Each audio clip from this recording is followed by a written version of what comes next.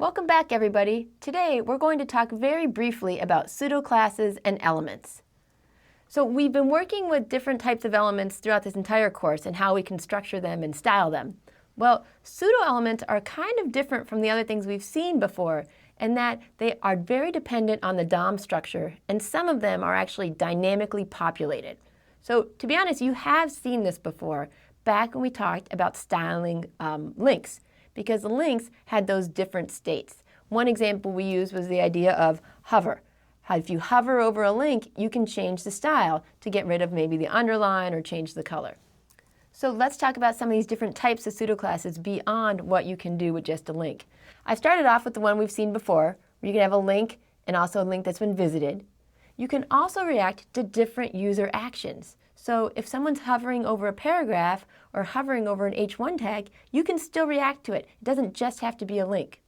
You can also have active, and active is when you're holding the mouse button down over some sort of element. And the last one is focus. Focus would be when someone's tabbing through the page, you can put focus styling on each one of these. Finally, one that makes a lot of sense and you've probably seen before is that you can style the pseudo classes of forms or interfaces. If the checkbox has been clicked or checked off, you can see that sometimes they make it yellow.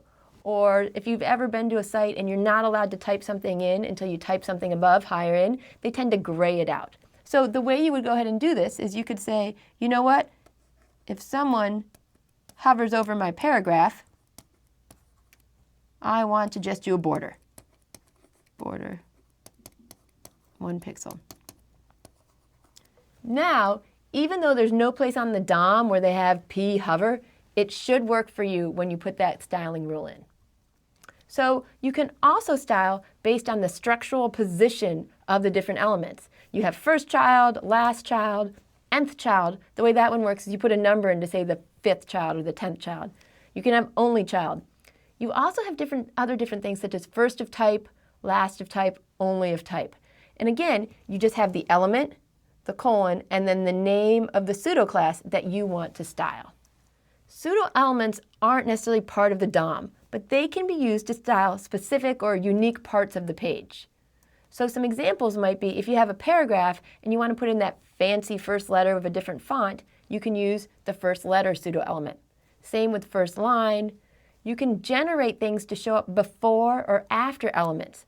A lot of times, if you're styling something like credit card information, you can go ahead and put in the different types of credit cards, but have a little before that says, and hey, put a picture in here. You can also style just fragments of different selections. Now, I didn't give you much code when we went through here, because really using pseudo classes and pseudo elements is very unique to the page that you're going to make. So later, when we talk about tables, keep an eye out, because I'm going to be using a lot of pseudo classes and pseudo elements in there. It's really important to realize that I'm not going to be able to cover every combination of everything we learn about, but I do want to give you the tools so that you can go out and investigate how you can add some cool new styles to your page. Good luck.